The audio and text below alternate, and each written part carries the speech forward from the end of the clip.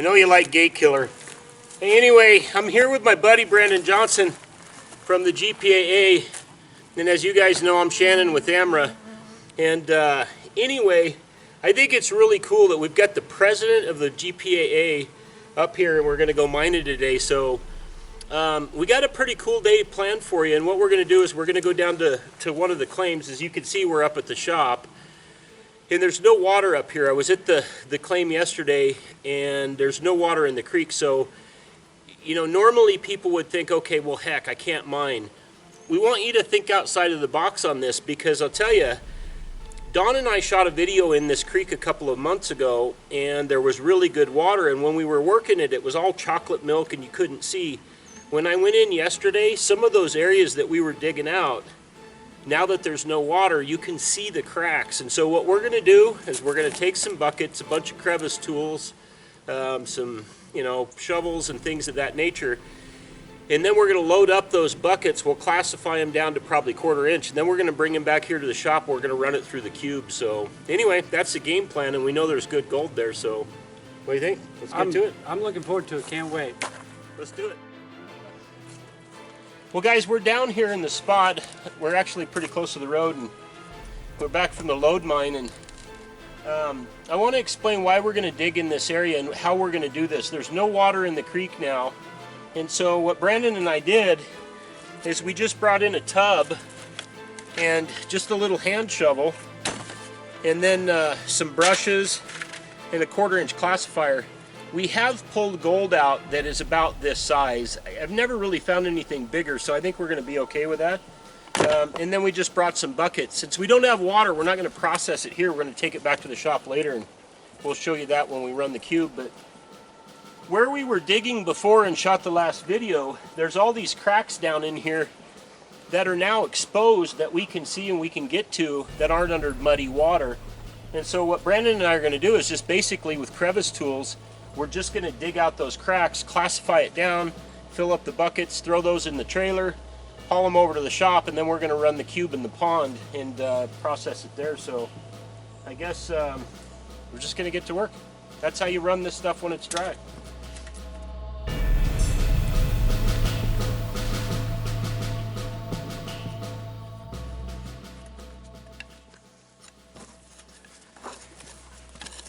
So you guys can see where Brandon's digging here is the creek flows this way, and we're actually on an inside bend, and so you can see this little bit of gravel right here is really packed in here with roots. And anyway, all we're going to do is dry classify this, which granted you're going to lose a little bit of your gold, but all the bigger stuff is going to go through here, and I think you're going to get most of the gold. So don't be afraid to run a.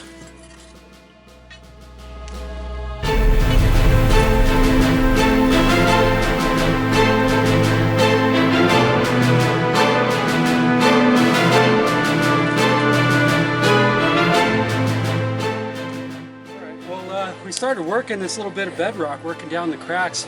Found a hole in the back side of what we see was kind of fractured bedrock. We knew we had to get down behind it. So this little piece that we just pulled out now, we started basically chipping away at the rock on one side to open up some space on the right, chipping away on the left, cracking it, and then probably working the crowbars for a good, I don't know, 15 minutes with a couple of breaks. We finally got it out. Now we're going to take a look at what's underneath there.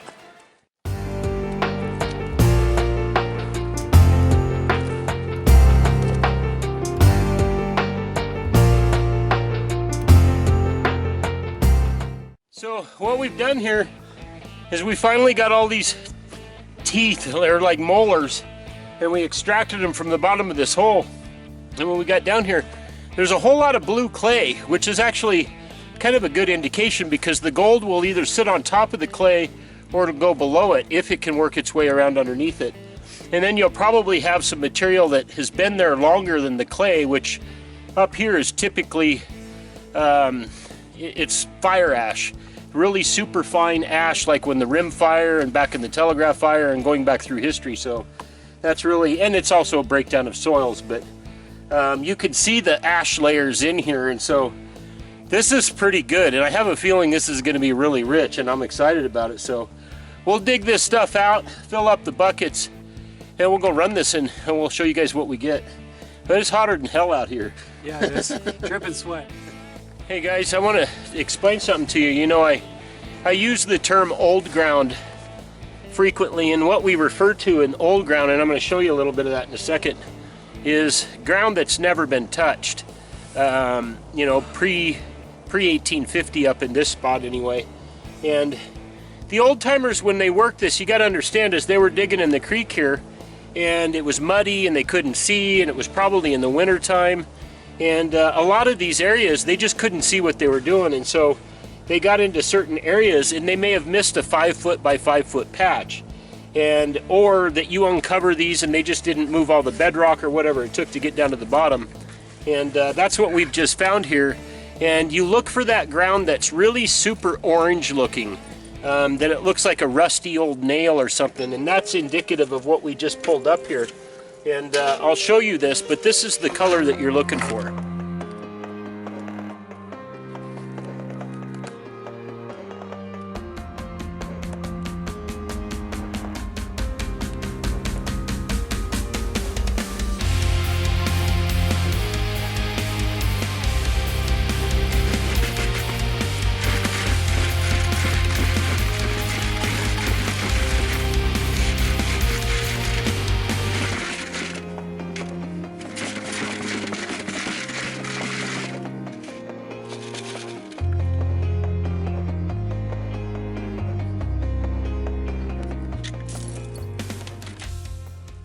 So we're back here at the shop, and basically all we're going to do is just recirc a cube. We got 2 buckets about half full of 1/4 inch classified material, and I'm pretty excited about this. I think we're going to have some pretty good gold. But hey, if you guys are running this cube, make sure that you take a brush and you wet this mat, and then work that brush to get rid of all the air pockets on the little matting itself. That's really important, or your gold will just skip right across there. And I know Mike, Pung, and everybody with the cube say that you typically don't need to use an emulsifier or something like that, or a surface tension breaker, but we always add a little bit of soap, it just for me. So, but the cube works great, man, and we really like it.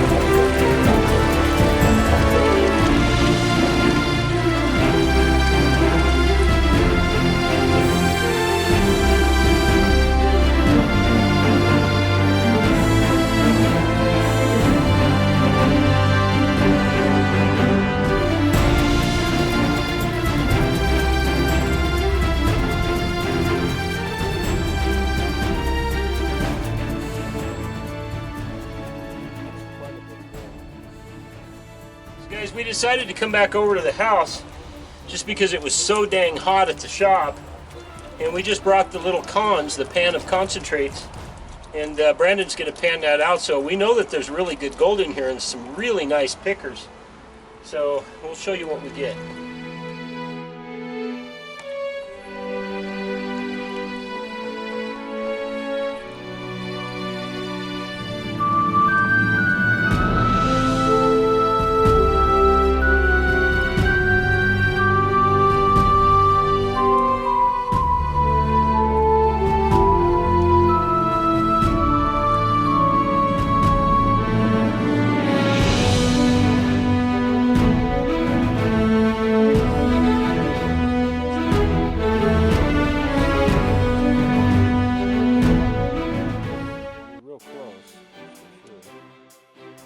Guys, I'm pretty impressed. I'm actually impressed with his panning ability.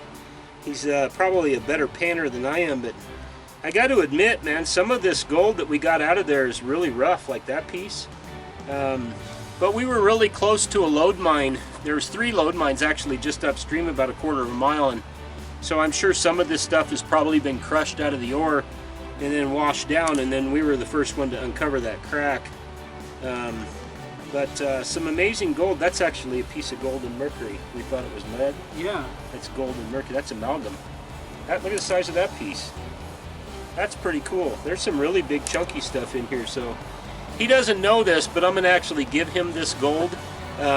So he's got something to kind of remember the trip by. And guys, we had a good time. We hope that you learned something. And if you've got any questions or you want to learn how to do something in particular, high banking, dredging, whatever, how to pan, how to use classifiers, whatever, send us an email. You can do it right from the website that you're watching this video, and we will respond. So anyway, I'm Shannon. This is Brandon with GPAA, man. And we sure enjoyed shooting this, and we'll see you next time. Thanks, buddy. Yeah, absolutely. There you go.